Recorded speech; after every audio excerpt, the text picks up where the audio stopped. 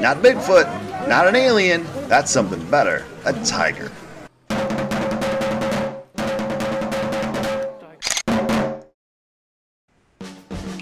It's time for another day on safari, and as soon as I figure out how to turn the lights off, we'll be ready to roll. We're pulling up for our third drive in Bandhavgarh Park. So far we're the only Jeep out of the three in my group that hasn't even had a glimpse of a tiger yet. Hopefully that'll change. It's always awesome to be one of the first ones in the park. We're checking everywhere for tigers, from the park's edge to here in the middle, and listening for alarm calls, like this. Seems like we're in the right area this morning for some tiger action, but after waiting a long while, it's now time to meet up with the other Jeeps at the morning break spot. And while having a quick snack, it allows me some time to show the local dogs a picture of my pup at home. They look thrilled to see her. After the break, we return back to the tiger location. A mahout has informed us that there is a young male tiger not too far from the road. While waiting to see if the tiger comes out, it's always fun to look up and around to see if anything else is out. And you can always count on birds being active.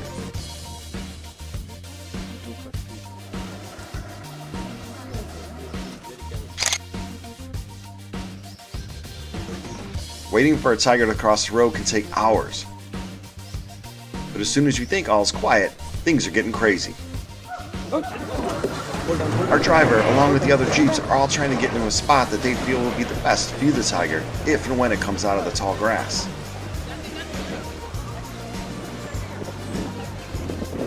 Some are shouting that they can see it walking around. I hope our Jeep will be lucky this time.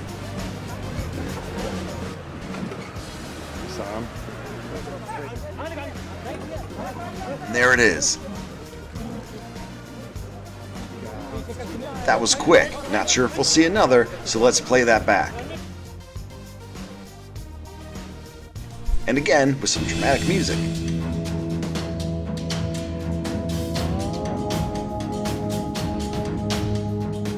Now that wasn't the calm and relaxing sighting we had hoped for, as it was crowded, and for sure the cat seemed a little agitated with all the Jeeps.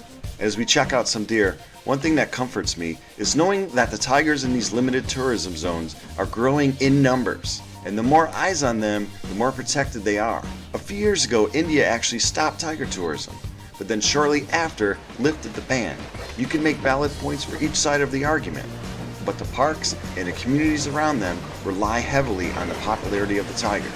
And if a very small percentage of wild tigers exposed to tourism are thriving, then you need to keep the importance of using this to strengthen the public's awareness and keeping the tiger on the planet for generations to come. You just have to make sure everyone in the Jeep, driver and visitors, have good ethics about viewing the tiger. Something you won't always see as people get excited and crazy for all sorts of reasons.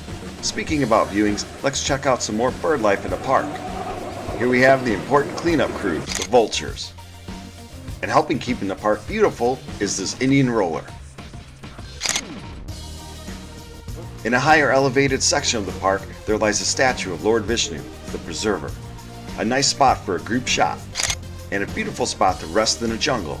But we don't have time to rest as our Jeeps have to get back to the gate as the AM drive is coming to an end.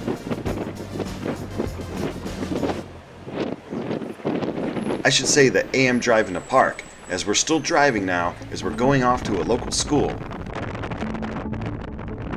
I was glad that our guide Vedant was able to arrange a visit for us, as really, these children are hope for the tiger's future. It also makes me appreciate how good I had it at school, as I took for granted things like electricity and running water. One of the reasons we are visiting is to drop off some clothes and some school supplies. It's nice to walk around, talk to the children, and look over school lessons being taught. And it's nice to see they have an appreciation of the amazing wildlife that lives right outside these classroom doors. It's a shame that villages outside these parks are usually in need of help. Out of everyone, you would think the income brought in from tourism would provide the best schools and supplies for these children. But sadly, that's not the case. I'm glad that the company we used to book this tour, Tiger Journey, gives back to help these kids, as they all live in the Tala area and want to help them out. Tourists will come and go, but for these kids, this is their home, a home they have to share with the tiger, and a goat or two. This morning was full of many experiences I will never forget. Please read this video's description for more information about the effects of tiger tourism. And as always, thanks for watching.